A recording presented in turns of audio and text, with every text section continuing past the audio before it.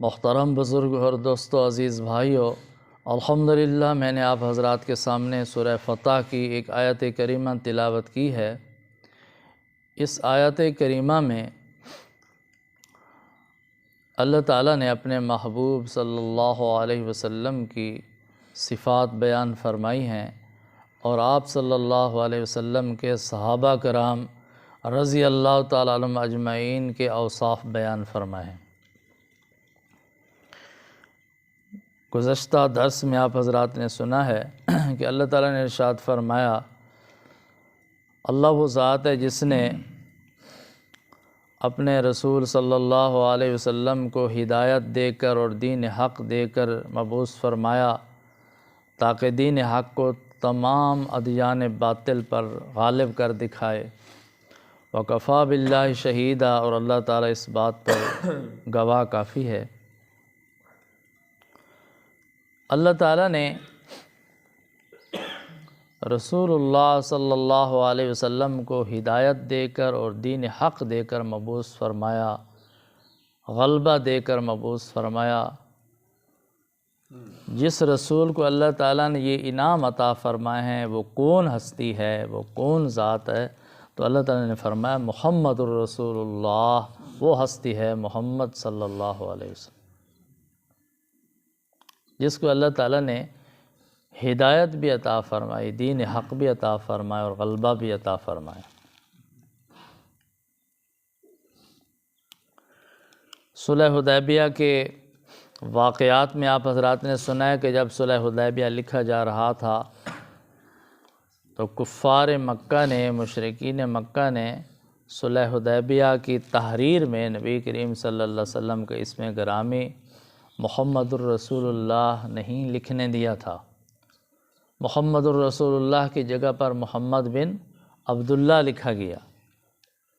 تو اللہ تعالیٰ نے یہ آیت نازل فرما کر اشارہ فرما دیا کہ اے میرے محبوب پیغمبر صلی اللہ علیہ وسلم، پریشان ہونے کی ضرورت نہیں ہے۔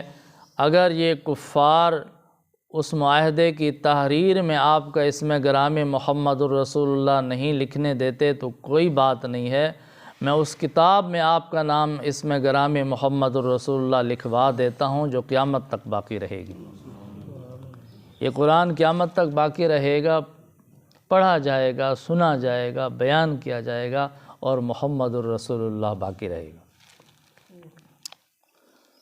تو اللہ تعالیٰ نے یہ انعام عطا فرمایا نبی کریم صلی اللہ علیہ وسلم کو کہ اسم گرامی کے ساتھ اللہ تعالیٰ نے بیان فرمایا محمد الرسول اللہ، محمد صلی اللہ علیہ وسلم اللہ کے رسول۔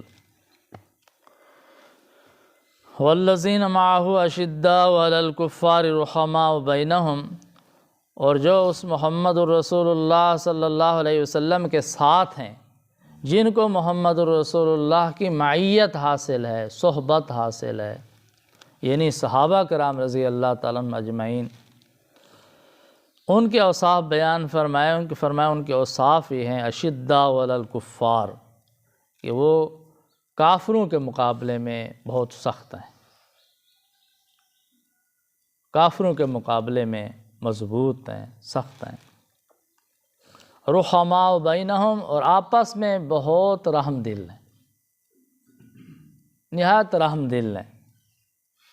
کافروں کے مقابلے میں سخت ہیں، مسلمانوں کے مقابلے میں نرم ہیں، ایمان والوں کے حق میں بہت نرم ہیں، رحم دل ہیں، خیر خواہ ہیں، ہمدرد ہیں۔ تو اللہ تعالیٰ نے یہ صحابہ کرام رضی اللہ تعالیٰ عنہم کے اوصاف بیان فرمائے کہ وہ کافروں کے مقابلے میں سخت ہیں اور ایمان والوں کے مقابلے میں آپس میں نرم ہیں، رحم دل ہیں۔ اللہ تعالیٰ نے ہر انسان میں دو قوتیں رکھی ہیں، ایک ہے قوت غضبیہ اور دوسری قوت شہوانیہ۔ قوت غضبیہ جس کے ساتھ انسان غضبناک ہو جاتا ہے، غصہ ہو جاتا ہے۔ دوسری قوت شہوانیہ، وہ ایسی قوت ہے جو انسان اپنے اغراض حاصل کرنے کے لیے، لذات حاصل کرنے کے لیے استعمال کرتا ہے۔ یہ جو انسان کی دو قوتیں ہیں، اگر ان کی اصلاح نہ کی جائے تو یہ انسان پر غالب آ جاتی ہیں، اور اگر قوت غضبیہ اور قوت شہوانیہ انسان پر غالب آ جائے تو اس وقت انسان کو پتہ نہیں چلتا کہ میں جو کام کر رہا ہوں اس کام سے مجھے کتنا نقصان ہوگا اور کتنا فائدہ ہوگا۔ جب یہ نشہ اتر جاتا ہے، یہ کیفیت، یہ حالت، یہ قوتوں کی غلبہ یہ اتر جاتا ہے، تو پھر انسان محسوس کرتا ہے کہ میں نے جو کچھ کیا ہے غلط کیا ہے۔ جب انسان پر قوت غضبیہ غالب ہوتی ہے تو آپ دیکھتے ہیں کہ بھائی بھائی کو قتل کر دیتا ہے، بیٹا باپ کو قتل کر دیتا ہے، رشتہ دار کو قتل کر دیتا ہے۔ آخر کیوں قتل؟ پھر قتل کرنے کے بعد شرمندہ بھی ہوتا ہے، افسوس بھی کرتا ہے، ندامت بھی کرتا ہے، میں نے غلط کیا، میں نے کتنا بڑا نقصان کر دیا۔ کیا کیوں؟ اس لیے کہ قوت غضبیہ غالب تھی۔ جب قوت غضبیہ غالب ہو تو نفع نقصان کا پتہ چلتا نہیں ہے۔ دوسری ہے قوت شہوانیہ۔ قوت شہوانیہ غالب ہو تو پھر انسان اغراض کے لالچ میں، نفع کے لالچ میں، اقتدار کے لالچ میں بہت کچھ کر جاتا ہے، حتیٰ کہ اپنے مفادات اور اغراض کو حاصل کرنے کے لالچ میں وہ نہ رشتے ناتے کا لحاظ رکھتا ہے، نہ کسی کے احسان کا لحاظ رکھتا ہے، نہ چھوٹے بڑے کی تمیز کرتا ہے، نہ اس میں ادب رہتا ہے، نہ احترام رہتا ہے، نہ عزت رہتی ہے۔ اس میں ایک جوش ہوتا ہے کہ میں نے یہ کام کرنا ہی کرنا ہے، جو کچھ بھی ہو جائے۔ مشائخ اعظام، اولیاء اللہ کرام اس کی مثال آج کل کے دور میں دیتے ہیں، سیاسی جوش و جنون ہے۔ دنیا میں جتنے بھی ظالمانہ انقلاب آئے ہیں، جو ان کے لیڈر تھے، قائد تھے، انہوں نے اپنی عوام کی ان دو قوتوں کو ابھارا، قوت غضبیہ کو ابھارا، قوت شہوانیہ کو ابھارا۔ جب ان کی قوتوں کو ابھارا، نوجوانوں کی قوت غضبیہ کو، قوت شہوانیہ کو ابھارا گیا، اور جب وہ ابھر گئیں، جوش میں یہ قوتیں آ گئیں تو وہ مغلوب ہو گئے۔ جب مغلوب ہو گئے تو ان کی ان قوتوں کو غلط استعمال کیا گیا۔ اس وقت ان کو پتہ ہی نہیں چلا کہ ہم کتنا نقصان کر رہے ہیں، کتنا نفع کر رہے ہیں، وہ تو بعد میں پتہ چلتا ہے۔ لیکن اتنے مغلوب ہو گئے کہ انہوں نے سب کچھ گنوا دیا، جانیں نشاور کر دیں، اولادیں قربان کر دیں، جائیدادیں قربان کر دیں، مال قربان کر دیے، رشتہ داریاں ختم کر دیں، برادریاں ختم کر دیں، سب کچھ ختم کر دیا۔ بعد میں پتہ چلا ہم نے تو بہت بڑا نقصان کیا، لیکن اس وقت تو گزر چکا تھا۔ جتنے انقلاب آئے، ان ظالم لوگوں نے انسانوں کے عوام الناس کے ان دو قوتوں پر قبضہ کیا، ان کو ابھارا، اور جب وہ غالب ہوں گے تو ان کو غلط استعمال کیا، قوت غضبیہ کو غلط استعمال کیا، قوت شہوانیہ کو غلط استعمال کیا۔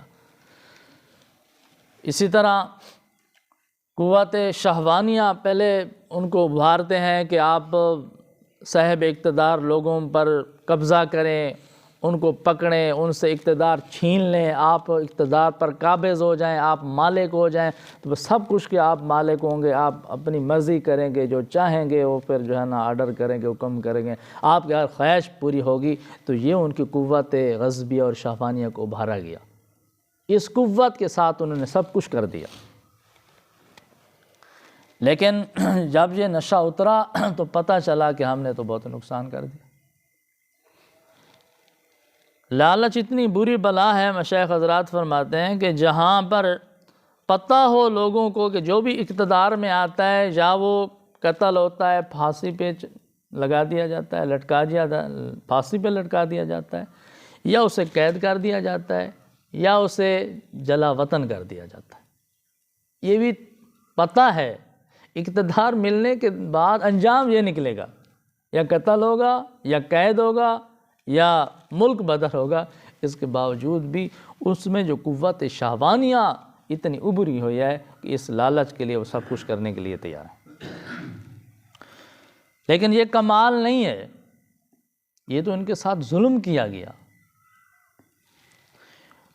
کمال یہ ہے کہ اللہ تعالیٰ فرماتے ہیں والذین معہ اشداء علی الکفار رحماء بینہم، کہ رسول اللہ صلی اللہ علیہ وسلم کے جو ساتھی تھے ان میں بھی یہ دو قوتیں تھیں، لیکن ان پر غالب نہیں تھی، وہ ان قوتوں پر غالب سے۔ قوت غضبیہ اور قوت شہوانیہ صحابہ کرام رضی اللہ تعالیٰ عنہم کے تابع تھیں، وہ ان قوتوں کے تابع نہیں ہوئے۔ ان کے تابع ہو کر انہوں نے کوئی غلط کام نہیں کیا، کسی کے ساتھ ظلم نہیں کیا، ناجائز لالچ نہیں کیا، بلکہ انہوں نے ان کو اپنے تابع کر کے رکھا۔ تو فرمایا کہ اشداء علی الکفار، وہ کافروں کے مقابلے میں، اللہ کے دشمنوں کے مقابلے میں، اللہ کے نافرمانوں کے مقابلے میں، ظالموں کے مقابلے میں تو سخت تھے، لیکن رحماء بینہم، آپس میں بہت رحم دل تھے، نرم دل تھے۔ کتنے واقعات ہیں کہ میدان جہاد میں، میدان جنگ میں ایک صحابی رضی اللہ تعالیٰ عنہ ایک کافر پر غالب آ جاتا ہے اور اس کو قتل کرنے کے لیے تلوار نیام سے نکال لیتا ہے اور اس کو قتل کرنے لگتا ہے، اور اسی حالت میں اگر وہ کلمہ شہادت پڑھ دیتا ہے کہ اشہد ان لا الہ الا اللہ واشہد ان محمدا عبدہ ورسولہ، تو یہ تلوار پھینک دیتا ہے اور اسے اٹھا کر سینے سے لگا دیتا ہے۔ کیوں؟ کہ یہ قوت غضبیہ کے تابع نہیں تھے، قوت غضبیہ سے مغلوب ہو کر نہیں لڑ رہے تھے، یہ تو اللہ اور اس کے رسول صلی اللہ علیہ وسلم کے حکم کے تابع ہو کر عمل کر رہے تھے۔ جب اس نے کلمہ پڑھ دیا تو وہ غصہ ختم، کوئی دشمنی نہیں ہے، ہمارے بھائی ہیں۔ تو یہ کمال تھا صحابہ کرام رضی اللہ تعالیٰ عنہم کا کہ اللہ تعالیٰ نے ان کو ان قوتوں پر غلبہ نصیب فرمائے، قوتیں ان کے تابع تھیں۔ تو یہ پھر ان کو صفات کیسے نصیب ہوئیں؟ یہ ان کو نصیب ہوئیں محمد الرسول اللہ صلی اللہ علیہ وسلم، محمد الرسول اللہ صلی اللہ علیہ وسلم کی معیت کی وجہ سے۔ والذین معہ، جو محمد الرسول اللہ صلی اللہ علیہ وسلم کے ساتھی ہیں، ان کی یہ صفات ہیں کہ وہ کافروں کے مقابلے میں سخت ہیں اور آپس میں بہت نرم دل ہیں اور رحم دل۔ تو بہرحال اسی آیت کریمہ میں اور بھی صحابہ کرام رضی اللہ تعالیٰ عنہ کی صفات اوصاف بیان فرمائے گئے ہیں۔ تو آج بھی اگر یہ صفات نصیب ہوں گی تو معیت نبوی صلی اللہ علیہ وسلم سے نصیب ہوں گی۔ اگر آج بھی کوئی بندہ چاہتا ہے کہ میری اصلاح ہو، نفس مجھ پر غالب نہ آئے، یہ قوت غضبیہ غالب نہ آئے، قوت شہوانیہ غالب نہ آئے، تو اس کے لیے لازم ہے اتباع محمد الرسول اللہ صلی اللہ علیہ وسلم۔ اب بھی نبی کریم صلی اللہ علیہ وسلم کی اتباع کرنی پڑے گی، اور جو آدمی نبی کریم صلی اللہ علیہ وسلم کی اتباع کرے گا، جس کو نبی کریم صلی اللہ علیہ وسلم کی اتباع نصیب ہوگی، تو انشاءاللہ اس پر یہ قوت غالب نہیں آ سکتی، مغلوب ہوگی۔ اسے کہتے ہیں تزکیہ نفس، اصلاح نفس۔ اسی کے لیے محنت کی جاتی ہے، مجاہدہ کیا جاتا ہے کہ اصلاح نفس ہو جائے، یہ قوتیں ہمارے تابع ہو جائیں، ہم ان سے مغلوب نہ ہوں۔